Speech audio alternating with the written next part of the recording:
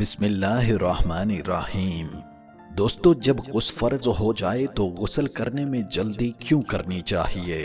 کہا جاتا ہے کہ شہوت کی وجہ سے منی یعنی سفید گاڑھا پانی نکلنا غسل کو واجب کر دیتا ہے، ہم بستری ہو یا نہ ہو۔ مسئلہ یہ ہے کہ بعض اوقات منی پتلی ہونے کی وجہ سے پیشاب کے ساتھ یا ویسے ہی کچھ قطرے آ جاتے ہیں جو شہوت کے بغیر ہوتے ہیں، تو ان سے وضو ٹوٹ جائے گا لیکن غسل واجب نہیں ہوگا۔ نمبر 2، احتلام سے بھی غسل واجب ہو جائے گا، یعنی نیند میں منی نکل آئے اور بیدار ہونے پر اس کا اثر کپڑوں پر موجود ہو تو غسل واجب ہو جاتا ہے۔ یاد رکھیے، احتلام یاد ہو لیکن اس کا اثر کپڑے وغیرہ پر نہ ہو تو غسل واجب نہیں ہوتا۔ نمبر 3، ہم بستری کرنے سے غسل واجب ہو جائے گا، انزال ہو یا نہ ہو، یعنی منی نکلے یا نہ نکلے۔ نمبر 4، عورت کا ماہواری کے بعد غسل کرنا واجب ہوتا ہے۔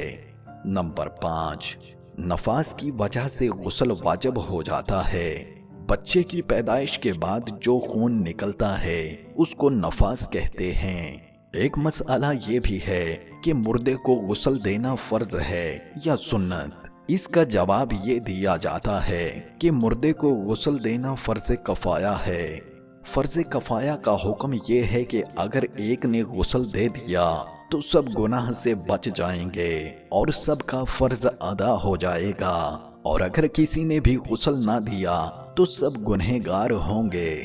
ایک مسئلہ یہ ہے جس پر غسل فرض ہو جائے اس کو چاہیے کہ نہانے میں تاخیر نہ کرے بلکہ جلدی نہا لے، کیونکہ حدیث مبارک کا مفہوم ہے جس گھر میں جنب ہو یعنی جس پر غسل فرض ہو اس گھر میں رحمت کا فرشتہ نہیں آتا، اور اگر نماز کا وقت نکل رہا ہو تو فوراً نہانا فرض ہے، یعنی اب اگر نہیں نہائے گا تو گنہگار بھی ہوگا۔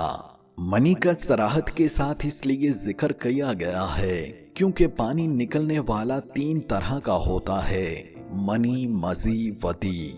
جبکہ منی نکلنے کی صورت میں غسل فرض ہوتا ہے، لیکن مزی یا ودی وغیرہ نکلے تو غسل فرض نہیں ہوتا اور وضو ٹوٹ جاتا ہے۔ اللہ پاک اپنے بتائے ہوئے احکامات پر عمل کرنے کی توفیق عطا فرمائے۔ آمین ثم آمین۔